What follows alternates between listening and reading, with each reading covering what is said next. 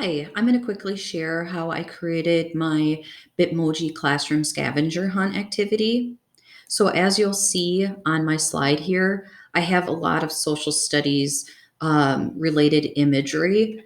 That is because I'm a social studies teacher. All of the questions in the scavenger hunt activity are social studies related questions. So on my whiteboard, I have my instructions for my students. And then what they would do is they would go through in order questions 1 through 10. And they would click on each of these objects or GIFs to access some of these questions. I actually linked slides with the resources and instructions that students would need. Some of these images or GIFs are linked to specific websites. And then the question is actually in the digital notebook where students would record all of their answers. I'm going to show you what that digital notebook looks like right away. So if students clicked on this laptop here, okay, it would take them to a digital notebook and it would prompt them to create their own copy. I don't want to make another copy, so I'm just going to show you what that digital notebook looks like. It's super simple. And once students answered all of the questions here, they would just share with me. Okay, let's go back to our scavenger hunt activity. Okay. So again, students would just go through they would click on the GIFs or the images and they would go in order. Now I'm going to quickly show you how to create this background.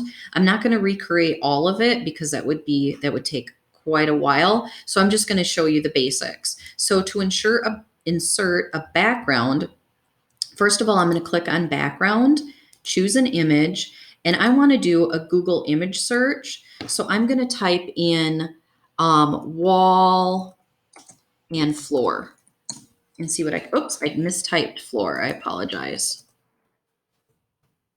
Okay. And then I'm just going to pick this one. Insert, done. Okay, so now I have my wall and my floor. So what I'm going to do is I'm going to show you how I inserted, I'll start with showing you how I inserted this map of Wisconsin, because I want to show you how I inserted links into my objects. So I am going to do a search for an image. I want to search from the web. Okay, I've already typed in Wisconsin map. So let's just pick this one. Insert. Okay, that's quite large. So I am going to resize it and hang it on my wall. Okay. Okay, so now I want to insert an image into this map.